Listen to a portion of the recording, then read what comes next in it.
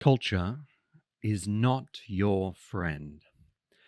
The words of the famed psychonaut and psychedelic explorer Terence McKenna, who had one of those minds, perhaps strengthened by his psychedelic explorations, one of those minds that could see into the truth of the reality that we live within. And one of those truths that he expressed many times is that culture is not your friend. We are all born into a culture. If we were ever to do the forbidden experiment, and let's hope to God that nobody ever does, the forbidden experiment of taking a child and placing them in isolation for their entire life, we would find almost certainly the intimations that we have received from children who've been brought up in orphanages in isolation, for instance, is that were the forbidden experiment ever performed, that human being would not be human. Because on top of our biological substratum is the layer of culture. We are born into a culture. We are born into interaction with other human beings and into the story that our culture tells us. And without that story, we are not human. Our personality, our persona, our social identity, our ability at language, our beliefs about who we are, what role we're going to play in the world, all come from our culture.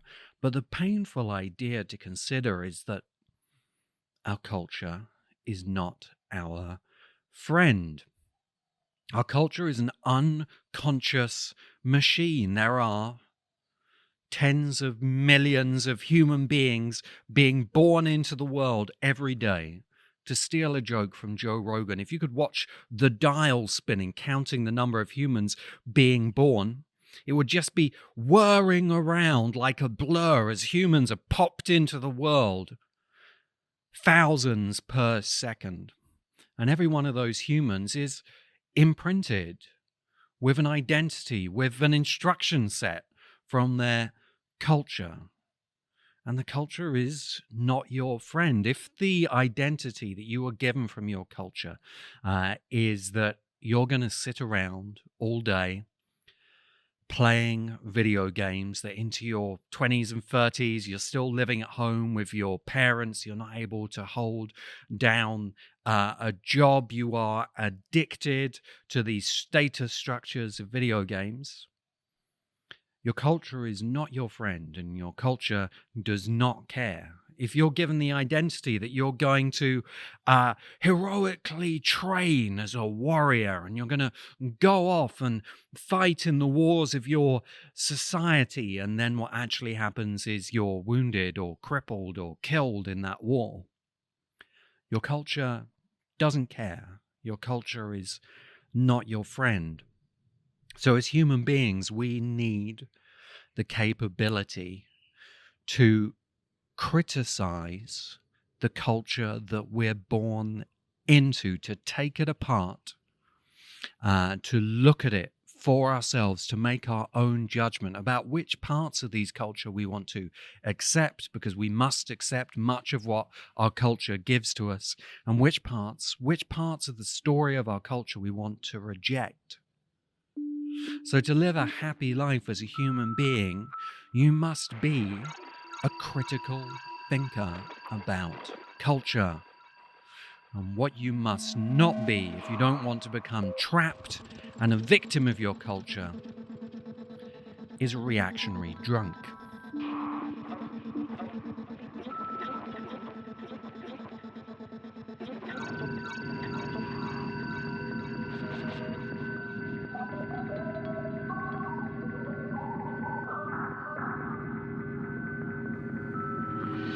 Welcome to the Science Fiction Podcast with Damien Walter.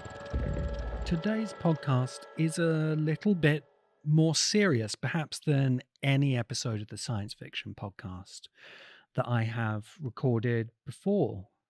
The Science Fiction Podcast is not just a podcast about great science fiction storytelling. It's an exploration of what happens when science meets fiction, when logos meets mythos, when reason and rationality meet dreams and imagination. And it's also, perhaps above anything else, a way for me to think critically about our culture and the massive part that science fiction plays in that culture. And I want to speak today a little bit about the role of criticism and critical thinking for us as individuals to empower ourselves in the face of the powerful cultural forces which shape us. I distinguish criticism from reviewing, and the role of the critic from the role of the reviewer. And perhaps this is a good place to start to reiterate this point. The reviewer, of course, is part of the marketing effort of our mainstream corporate culture today. The reviews hitting for the latest Hollywood blockbuster or streaming Netflix show or video game are a big part of grabbing and holding people's attention. I don't personally have any interest in reviewing. I've been a reviewer sometimes when I get paid to do so, but I don't really have any interest in telling you whether you will enjoy the latest multiplex blockbuster or not, in terms of telling you whether it will satiate your appetite for entertainment alongside your appetite for a Big Mac and a 64-ounce Coca-Cola. What I'm interested in is criticism and critical thinking. I'm interested in taking the manifestations of our culture, the books, the movies, the video games, the other forms of storytelling, and breaking them apart into their component pieces, into the ideas and concepts from which they are formed, to understand the powers and forces which formed them and how these things through our culture then shape us. And that's the true importance of criticism and critical thinking. But I think it's unfortunately and undeniably true that that kind of criticism and critical thinking is hard or next to impossible in the online culture of reviewing, which has emerged particularly through platforms like YouTube. There is a competition for attention. And in order to win that attention competition, in order to get the million subscribers, in order to get the super chat income, reviewers have to indulge in a kind of fake criticism, the Punch and Judy argument between, on one side, the forces of the woke culture against, on the other side, the forces of the reactionary culture and the reactionary reviewers. And a very good example of this kind of opportunistic, attention-seeking, reactionary commentary is the critical drinker. The critical drinker, who is a pseudonym of one Will Jordan. I do not know Will Jordan at all. And this is not a personal critique of Will Jordan or the critical drinker. They are simply a high-profile example of the reactionary cultural commentator. And by looking a little bit at what the critical drinker is doing, we can understand why the critical drinker is not a critical thinker, and why falling into the patterns of reactionary cultural commentary that the critical drinker represents we're losing any opportunity to ourselves be a critical thinker. And we lose the power to escape the worst parts of our culture and how they want to shape us. Maybe the highest profile example of reactionary cultural commentary came in the Gamergate movement, which a few years ago now launched a campaign about ethics in video games. To briefly fill those in who didn't notice it when it happened, there was a large movement of mostly young men, it seemed, but not entirely young men, but people who were drawn to reactionary thinking, who were angry about ethics in video games. And oh my God, there's a lot to be angry about. Now, I really admire the potential for video games. I've spoken a lot about our journey into the unreal as a culture that I think video games are taking us into and the potential of that. But the reality of video games as an industry is that video game makers, there's some good independent ones, but the large video game makers are in it for the profit, of course. And the best way to optimize profits is to make an addictive product. And video games are specifically engineered to deeply addict their players, predominantly young men who, for various reasons of psychology and also biology, are most vulnerable to the dark behavioral loops that are engineered into video games. They are a form of culture that is shaping you, and they are shaping tens, hundreds of millions of young men into addicts. And their addiction is surely as the addiction to a hard drug, the biological addiction to a drug is absolutely the equal to the psychological addiction to video game structures. The ethics of video games are awful. And yet, who did Gamergate look at in terms of ethics? They looked at a very small number of critical thinkers about video games and attacked them. And this was the Gamergate movement, and it is the essence of reactionary cultural commentary. Think about one of our top consumer products, the Big Mac. There's many things you can say about the Big Mac as a critical thinker. You can talk about its high calorific value, its high sugar content via carbohydrates, its low nutritional value, and the fact that a Big Mac has so little nutrition that after eating it, you actually can't absorb nutrition from other sources for a length of time because it has blocked your digestive process from doing that. These are valid and very useful critical thoughts to have about the Big Mac. But if you have these thoughts and if you communicate them publicly, you will undoubtedly get a reactionary response from the guy who's like, "Hey, you buddy, leave my Big Mac alone, you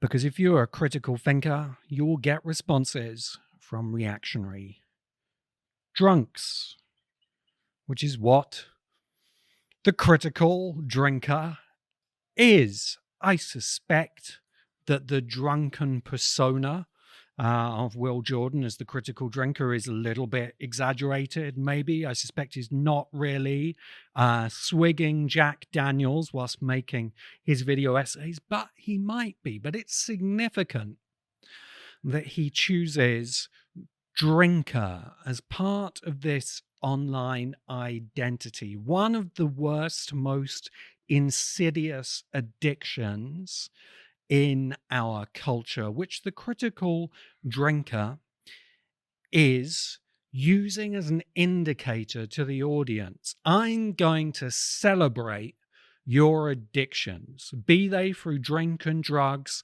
or video games or crappy pop culture or fast foods. We, the reactionaries, will make you feel okay about the addictions that your culture is quite happy to have you fall into. I was prompted to offer this little critique of the critical drinker by one of his videos, a series of videos, what is wrong with movies today, and especially the second one of those videos where he says they're destroying our heroes. And I want to offer a steel man of this video.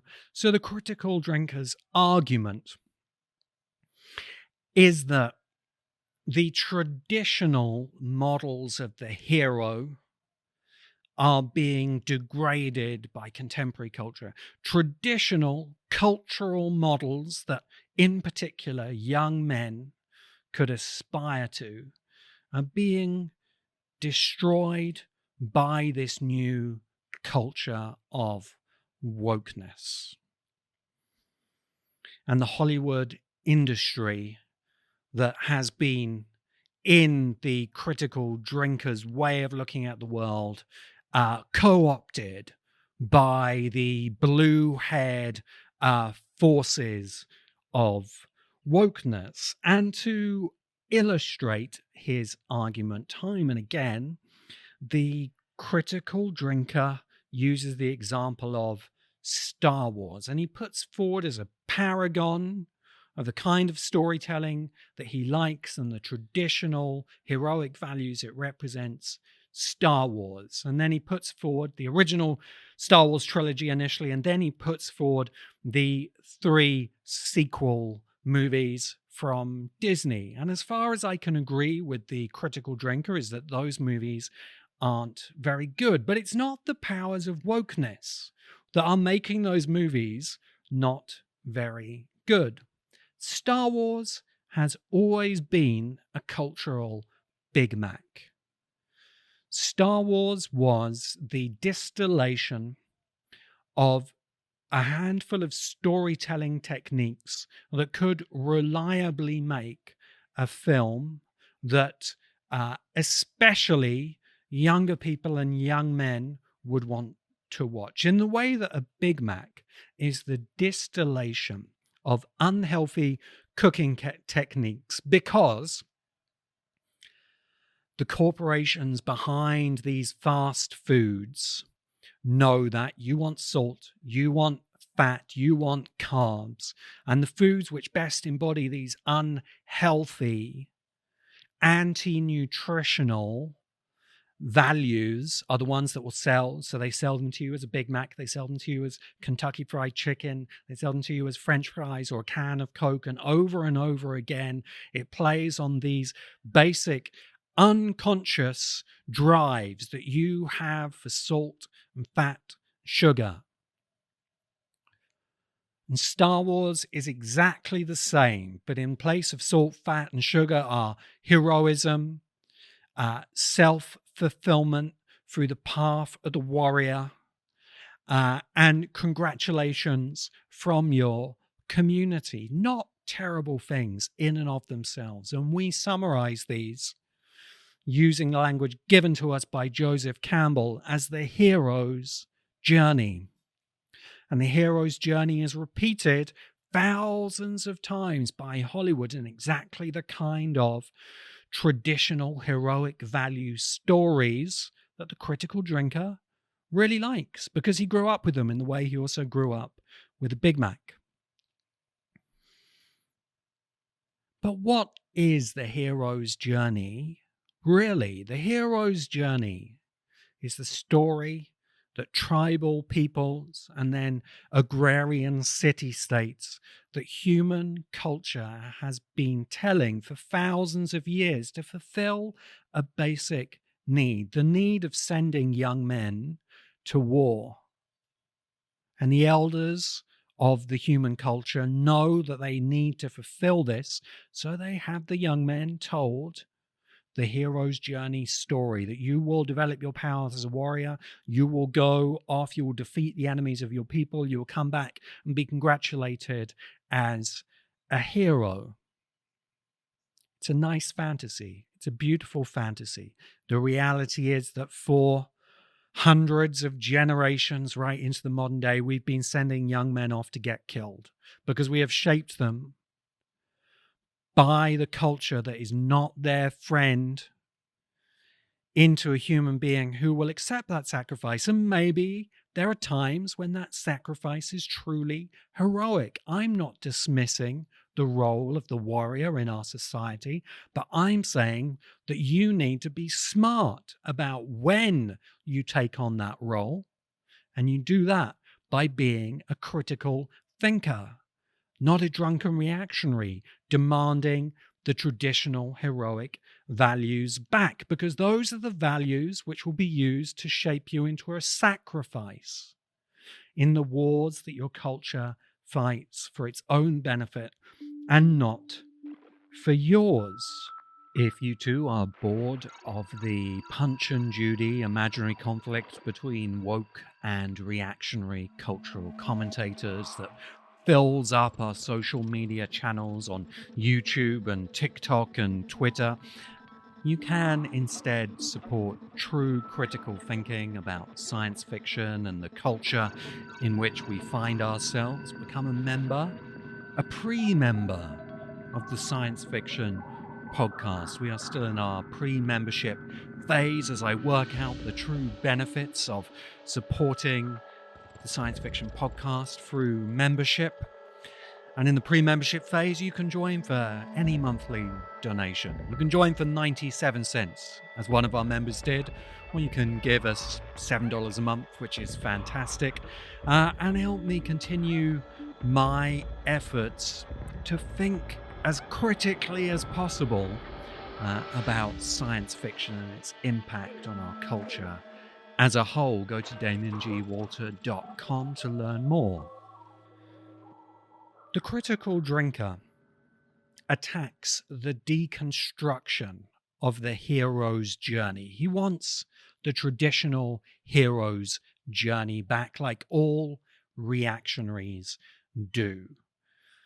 And he dislikes, even hates, the deconstruction of those values that has been performed by many great creators, writers, and storytellers for generations. Some of your greatest storytelling comes from the deconstruction of the hero's journey and other traditional storytelling forms. I'm going to take a little side journey into the tradition of the British deconstruction of sci-fi and fantasy, an entire school of science fiction and fantasy storytelling that has been built on exactly the kind of deconstruction that the critical drinker thinks he doesn't like and thinks that you aren't intelligent enough to understand. Because some of the greatest storytelling has come from this deconstruction. In the British deconstruction tradition, it begins, in a sense, with Michael Moorcock and J.G. Ballard and M. John Harrison, Mike Harrison, who at New World magazine and then on to Interzone formed the British New Wave. Look at Michael Moorcock's famous Elric character. Michael Moorcock famously deeply disliked the traditional conservative storytelling values of J.R.R. Tolkien. I'm sure the critical drinker would like us to just stick with Tolkien. So what did Moorcock do? Moorcock created Elric and also many other stories of a deconstructive nature. And he followed the powerful elven wizard and depicted actually the true evils and the power dynamics of fantasy worlds. He deconstructed Tolkien and turned it into something much better, in the same way that J.G. Ballard deconstructed hard science fiction, golden age science fiction, took the values of that, of the space explorer, and deconstructed them into his psychogeographic take on science fiction. If you haven't read J.G. Ballard, go and read him. And they're the starting point of British deconstruction, along with M. John Harrison as well. Harrison's stories like the Vericonium series, which take the idea of the fantasy city, the Gondor in Lord of the Rings, and reform them as a city, the city of Vericonium, that is forever shifting and changing and is never the same city twice when you go there. Brilliant, genius writers. If the critical drinker took some time out from drinking to read some real science fiction, he would be impressed by them. But it also leads into material that many people will be much more familiar with. John Wagner and Pat Mills, the creators of 2000 AD, and Judge Dredd. Judge Dredd, this fantastic deconstruction of violent American cop movies and the authoritarian violent policeman into the future world of 2000 AD, and the figure of Judge Dredd, also inspired by this same kind of deconstruction. What is today the Galactic Empire of Games Workshop and Warhammer 40k. It's almost difficult to remember, and some younger listeners might not even be aware of how satirical Warhammer 40,000 has always been, that the Emperor of Humankind and his Astartes are clearly fascists. And this is somewhat of a deconstruction of Frank Herbert's Dune universe and the Starship Troopers of Robert Heinlein, especially Robert Heinlein, who was perhaps almost inadvertently describing, by glorifying the traditional heroic values, describing a kind of fascistic society.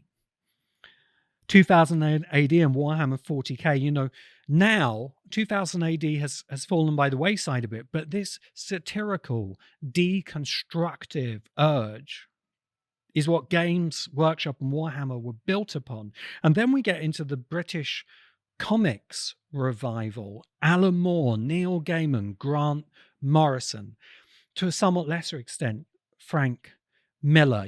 Alan Moore's Watchmen, which is an absolute deconstruction of the Justice League and the major heroic figures. And he wanted initially to use Superman and Batman, but instead they were kind of recast into Dr. Manhattan and Rorschach. And this is the first time that someone has deconstructed the superhero and said, look, in the nature of deconstruction, here is the fantasy, and the way that you're sold a fantasy of being a hero who goes off to war for his people, but you're actually crippled and sent home again. What is the fantasy of the superhero? Well, the superhero, of course, is a sociopath. That's Alan Moore's point in Watchmen. Someone like Grant Morrison, who does this, an alternate deconstruction of the superhero through stories like The Filth and The Invisibles, and a massive deconstruction into postmodernism. And many listeners to The Critical Drinker will be shuddering at the idea of postmodernism, but Grant Morrison is your doorway into it. Go and read The Invisibles. And there's Frank Miller here as well. Frank Miller, American writer, who, in the words of Alan Moore, picked up the deconstruction ideas of Watchmen and applied them to Batman and produced The Dark Knight Returns. He didn't pick up the political ideas, though, so he tells a rather deconstructed fascist story in The Dark Knight. The best material of DC and Vertigo through the 80s and 90s and well into the noughties was all of this deconstruction. And it's just a list that carries on. We have Douglas Adams deconstructing the space opera into Hitchhiker's Guide to the Galaxy. We have Terry Pratchett deconstructing the epic fantasy into the disc world. Taking the figure of the wizard, the Gandalf figure, and turning him into Rincewind, who's been hanging out at wizard school for generations. This is essentially a deconstruction. We have the new space opera, which gives us Ken MacLeod, and especially Iain M. Banks and his culture novels. And the culture novels start with the idea that what has happened in space opera through things like Asimov's Foundation and the Star Trek universe presents only one side of the possibilities of space opera. And if we deconstruct those tales, what comes out the other end is the culture, this kind of pro-utopian, uber-liberal, hippies with guns culture that was such a profound deconstruction of space opera and a recasting of it into something new. We have China Miéville and Hal Duncan in The New Weird. China Miéville especially taking on so many of these tropes from the fantasy genre and turning them into his new Crobuzon series. So without deconstruction, you don't have Michael Moorcock or J.G. Ballard or New Worlds or Interzone or Pat Mills or 2000 AD or Warhammer or Alan Moore, Neil Gaiman, Grant Morrison, Douglas Adams, Terry Pratchett, Iain Banks, China Miéville. And that's only the British tradition of deconstruction. Deconstruction is where much of the greatest storytelling, not just out on the edges of science fiction, but the real heart and soul of science fiction in the late 20th century, the early 21st century, it comes from the deconstruction of those old stories like the hero's journey. Because culture is not your friend, and the hero's journey is not a journey you want to go on unconsciously. You might choose that the best is served to go and fight a war on behalf of others. And if you consciously make that choice, I applaud you for it. And I hope you come back well. What I can't applaud is through narratives like the hero's journey. We shape our young men. We shape our young men to go off to wars that they are not conscious to fight in. One of the greatest deconstructions of the hero's journey is born on the 4th of July, where Tom Cruise grows up in the heroic mythos of Middle America, and he goes off to fight in Vietnam. And what does he learn? He learns that nobody cares because culture is not your friend. You will not be applauded as a hero if you are hurt and wounded when you come back from the wars. You will not be cared for. We allow this cultural Hollywood machine with its low-quality storytelling. We allow this video game industry deliberately crafting addictive loops of behaviorism within these AAA video games on which hundreds of millions of dollars are spent in their development, hundreds of millions more in their marketing. We allow them to shape most of a generation, maybe 2 generations now, of young men into addicts, unable to leave their family home, unable to hold down a job, caught in a deliberately engineered addiction for the profits of some players who are able to manipulate the culture that is not your friend. And the mistake of the critical drinker is not to point out that the new Star Wars movies aren't very good. They're not very good. It's the reactionary move to blame the low nutritional value of the Big Mac on the people critiquing the Big Mac, on the people critiquing Star Wars, on the people critiquing video games, and to be blind to the corporations, to the producers, to the Hollywood culture mill, to the culture that is not our friend, and to react instead against the critics. And in so doing, continue to entrap an entire generation of young men in this low quality cultural nonsense. We live now in a culture that is out of control. And this is not only affecting the millions of young men who are drawn into the reactionary tendency of criticism. It's affecting just as badly the woke side of that Punch and Judy show. Both of them, millions, perhaps billions of young people who do not have the powers of critical thought yet, because they haven't had them trained in and they're being deliberately trained out of them by online figures like the Critical Drinker, who only care about racking up some more views, some more followers. In a culture that has gone mad, that is not only not your friend, but is unconscious of your existence entirely. A culture that is produced at prodigious speed, churned out from Hollywood studios, from social media platforms, billions of hours of ridiculous TikTok videos published every day that are shaping you as an individual. If you cannot harness the powers of critical thinking to escape from them,